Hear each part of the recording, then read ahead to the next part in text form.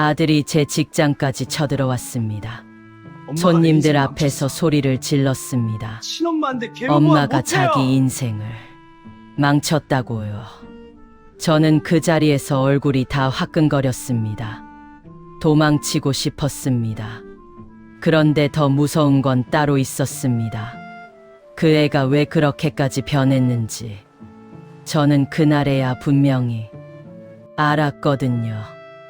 모든 일은 카드 한 장을 끄는 데서 시작됐습니다. 32살 백수 아들 카드였습니다. 제 월급 통장에서 빠져나가던 카드였지요. 저는 58입니다. 회사 구내식당에서 일합니다. 새벽 5시면 일어납니다. 국 데우고 밥통 확인하고 작업복 챙기고 그렇게 집을 나섭니다.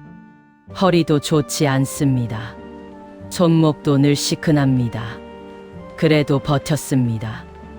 사람은 살기 위해 버티는 줄 알았는데요. 저는 어느 날 깨달았습니다. 제가 사는 게 아니라 한 사람을 끝없이 떠받치고 있었다는 걸요. 제 아들은 원래 이렇게까지 엇나간 아이는 아니었습니다. 적어도 저는 그렇게 아이고, 이 믿었습니다. 만설거진 다 언제 하니 하냐. 아들이 처음 회사를 그만뒀을 해야지. 때만 해도 다시 일어설 줄 알았습니다. 다들 그럴 때 있잖아요. 직장이 안 맞을 수도 있고 언제 다 끝나려나. 사람 일이라는 게 뜻대로 안 풀릴 수도 있고요. 그래도 손님들 그래서 기다리시니까 저는 기다렸습니다. 한 달, 조금 짬뽕 낮춘 건데. 2달, 반년, 손님들 그런데 그 기다리시니까 반년이 빨리 해야 해. 1년이 되고 1년이 3년이 되고 어느새 4년이 되어 있었습니다. 처음에는 미안해했습니다. 엄마 이번 달만 부탁해요. 이번 달만요. 엄마 면접 보러 가야 해서요. 엄마 핸드폰 또 조금만 줘. 요금만 좀 나중에 부탁해요. 다 갚을게. 그렇게 말하던 애가 어느 순간부터는 부탁을 안 하더군요. 엄마, 통보를 했습니다. 엄마 카드 한도 좀 올려. 엄마 하나밖에 없는 아들 바깥에서 거짓 소리 들으면 좋아? 엄마 오늘 친구 만나야 하니까 돈 좀 보내줘. 그 말투가요. 자식이 엄마한테 하는 말이 아니라 주인이 하인 부리듯 하는 말이었습니다. 그런데도 저는 참았습니다. 제가 참지 않으면 이 집이 깨질 것 같았거든요. 저 하나만 참으면 되는 줄 알았습니다. 그날 새벽도 평소와 다르지 않았습니다. 눈 뜨자마자 카드사 문자가 와 있더군요. 새벽 2시 13분 편의점, 2시 50분 술집, 3시 27분 택시. 그리고 마지막 문자가 하나 더 있었습니다. 현금 서비스 승인. 그 문자를 보는 순간 제 심장이 덜컥 내려앉았습니다. 저는 평생 현금 서비스 같은 건 써본 적이 없습니다. 무서운 줄 알거든요. 한 번 손대면 사람 인생이 어떻게 무너지는지 알거든요. 그런데 제 이름으로, 제 카드로 그게 찍혀 있었습니다. 저는 바로 아들 방문을 열었습니다. 문도 안 잠그고 자고 있더군요. 핸드폰은 가슴 위에 올려놓은 채로요. 너 현금 서비스 받았니? 아들은 눈도 제대로 못 뜬 채 말했습니다. 아침부터 왜 그래? 너 현금 서비스 받았냐고. 받았지. 급하니까 받았지. 내가 왜 그걸 해? 내가 갚으면 되잖아. 내가 뭘로 갚니? 그 말을 하고 나서 저는 제가 참 모진 사람처럼 느껴졌습니다. 그런데 아들은 조금도 흔들리지 않았습니다. 오히려 저를 노려봤습니다. 엄마는 꼭 사람을 범죄자 취급해. 내가 일부러 이러는 줄 알아? 나도 힘들어. 그 말. 저는 4년 동안 수도 없이 들었습니다. 나도 힘들어. 나도 괴로워. 나도 답답해. 그런데 이상하게요. 그 말 속에는 늘 저만 빠져 있었습니다. 제 힘듦은 없었습니다. 제 괴로움은 없었습니다. 제 월급, 제 약값, 제 허리, 제 체면, 그런 건 하나도 없었습니다. 그날 출근 버스 안에서 저는 내내 손만 내려다봤습니다. 주방 세제로 벗겨진 손끝, 물에 부른 손등, 칼에 베인 흔적. 이 손으로 제가 벌어서 아들은 새벽 술값을 긁고 있었습니다. 그 순간 처음으로 그런 생각이 들었습니다. 아, 내가 이 애를 돕고 있는 게 아니구나. 내가 이 애를 망치고 있었구나. 점심 쉬는 시간에 저는 카드사에 전화했습니다. 손이 떨려서 번호도 2번이나 잘못 눌렀습니다. 상담원이 부가카드 정지 도와드릴까요? 하고 묻는데 제가 한동안 말을 못했습니다. 목이 막혀서요. 겨우 한마디 했습니다. 네, 정지해주세요. 오늘부로요. 상담원은 친절했습니다. 확인을 위해 몇 가지를 물었습니다. 그런데 제 귀에는 하나도 안 들어왔습니다.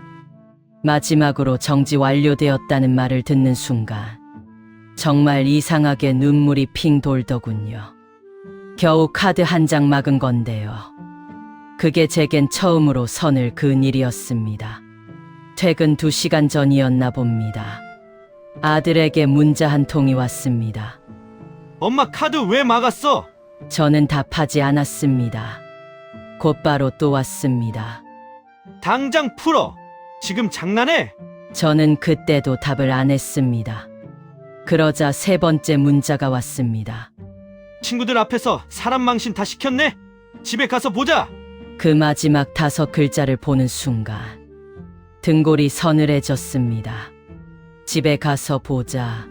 그 말이 왜 그렇게 무서운지 아십니까? 오래 참은 사람은 압니다. 저 말이 단순한 투정이 아니라는 걸요. 오늘 밤 문이 어떻게 닫힐지, 무슨 물건이 깨질지, 어떤 말이 쏟아질지 이미 몸이 먼저 기억하고 있거든요. 그날 저는 퇴근하고도 한참을 회사 뒤편에 서 있었습니다.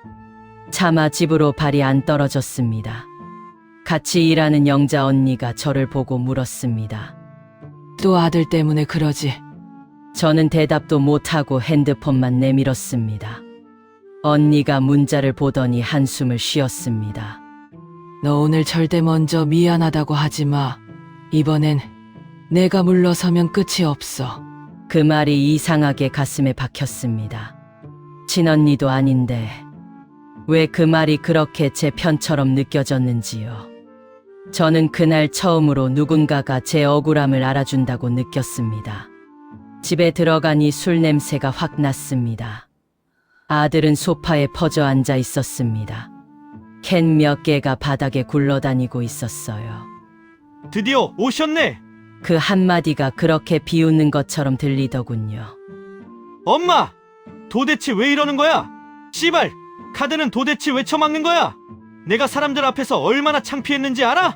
창피해? 내가 쓴 돈을 왜 내가 계속 감당해야 해? 엄마가 날 이렇게 만들었잖아. 계속 해줬으면 끝까지 해줘야지. 그 말을 듣는 순간 저는 정말 눈앞이 캄캄했습니다. 자기 입으로 그 말을 하더군요. 엄마가 날 이렇게 만들었다고요. 맞습니다. 그 말이 아예 틀린 건 아니었습니다. 제가 너무 오래 받아줬으니까요. 그래서 저는 더 미칠 것 같았습니다. 오늘부터 카드 안 돼. 용돈도 안 줘. 내가 밥은 차려줄 거야. 그런데 돈은 없다. 그리고 이번 달 안에 일자리 알아봐. 안 그러면 집에서 나가. 그 말을 하고 나서 제 다리가 후들거렸습니다. 하지만 저는 물러서지 않았습니다. 그러자 아들이 피식 웃었습니다. 정말 사람 무너뜨리는 웃음이 있더군요. 내가 어딜 나가? 이 집 내 집이야. 엄마 혼자 사는 집 아니잖아. 이 집이 내 집이라고? 그럼 이 집이 엄마 집이야? 내가 여기서 몇 년을 살았는데 명의만 엄마로 되어 있지. 내 집이야. 그 말이요. 정말 칼처럼 꽂혔습니다. 제가 대출 갚고 관리비 내고 공과금 내고 세금 내며 지킨 집을 그 애는 자기 집이라고 하더군요. 저는 그 순간 알았습니다. 이 아이가 더는 저를 엄마로 보지 않는다는 거요. 그냥 자기 삶을 대신 책임져 줄 사람. 그 정도로만 보고 있다는 걸요. 카드 다시 풀어. 안 그러면 나도 가만 안 있어. 뭘 어떻게 할 건데. 그러자 아들이 탁자를 3개 내리쳤습니다. 컵이 떨어져 바닥에 깨졌습니다. 저는 본능적으로 움찔했습니다. 아들은 그걸 봤습니다. 그리고 더 세게 몰아붙였습니다. 내일 엄마 직장 찾아갈 거야. 가서 다 말할 거야. 엄마가 사람 하나 인생 망쳤다고. 자식 인생 망친 엄마라고. 저는 그 말 앞에서 숨이 막혔습니다. 직장. 그곳은 제 마지막 자존심이었습니다.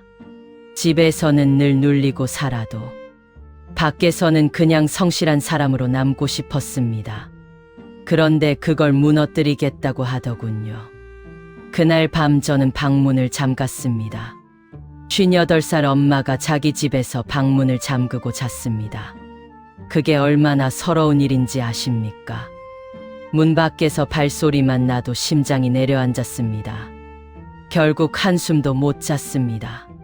그리고 다음 날 그 일이 벌어졌습니다. 점심 손님이 조금 빠질 무렵이었습니다. 국통 옆에서 그릇을 정리하고 있는데 홀 쪽에서 제 이름을 부르는 소리가 들렸습니다. 엄마! 저는 온몸이 굳었습니다. 돌아보니 아들이 서 있더군요. 어제 입은 옷 그대로. 눈은 벌겋고 머리는 헝클어져 있고 사람들 시선은 이미 저희 쪽으로 쏠려 있었습니다. 엄마, 잠깐 나와. 당장 돈 필요해. 저는 대답을 못했습니다. 주방장님이 무슨 일이냐고 묻기도 전에 아들이 더 큰 소리로 외쳤습니다. 내가 아들이야. 엄마 좀 만나겠다는데 뭐가 문제야? 엄마가 내 카드 끊어서 사람을 이렇게 만들었어. 손님들이 다 쳐다봤습니다. 그 시선이 제 얼굴로 꽂혔습니다. 창피했습니다. 정말 그 자리에서 사라지고 싶었습니다. 그런데 그 순간 더는 물러서면 안 된다는 생각이 번개처럼 지나갔습니다. 오늘도 제가 접어주면 이 아이는 평생 여기까지 와도 된다고 믿게 될 테니까요. 저는 앞치마를 벗고 홀로 나갔습니다. 다리가 떨렸습니다. 손도 떨렸습니다. 그래도 아들 앞에 섰습니다. 너 지금 당장 나가!